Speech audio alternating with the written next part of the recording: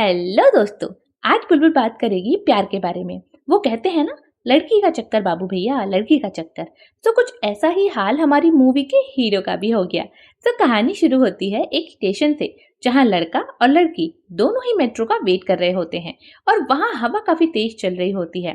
लड़का पहले से खड़ा होता है और लड़की कुछ सेकेंड्स बाद आती है।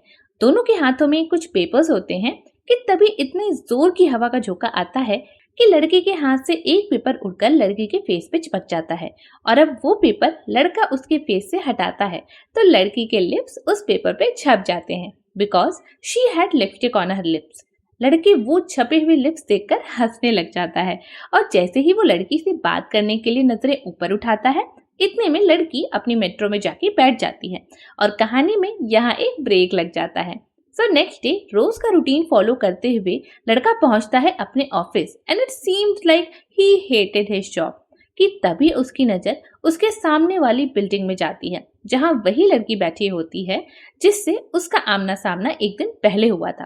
बट इट फेल्ट लाइक कि वहां वो कोई इंटरव्यू देने गई हुई थी। अब लड़का कूद के तो तुरंत वहां पहुंच नहीं सकता था, क्योंकि उसका पहाड़ जैसा बॉस बार बार उसे आंखों से धमकी दे रहा था। सो उसके पास कुछ पेपर्स पड़े हुए थे जिसपे उसे काम करना था। सो वो क्या करता है कि उन पेपर्स को वो बनाता है जहाज और सामने वाली बिल्डिंग की ओर जोर से फेंकता है। ऑब्वियसली हर लड़का प्यार में पड़ने के बाद खुद को सुपरमैन ही समझता है कि भाई मैं ही पहुंचूंगा इस बंदी तक। तो खूब सारे प्लेन्स उड़ाने के बाद जब एक भी कागज उसके पास नहीं बचता तो फाइनली वो उस पेपर को भी प्लेन बना देता है जिसपे उस लड़की के लिप्स छपे हुए थे। और अब इन पेपर प्लेन्स का ऐसा किस्सा शुरू होता है कि पूछो मत।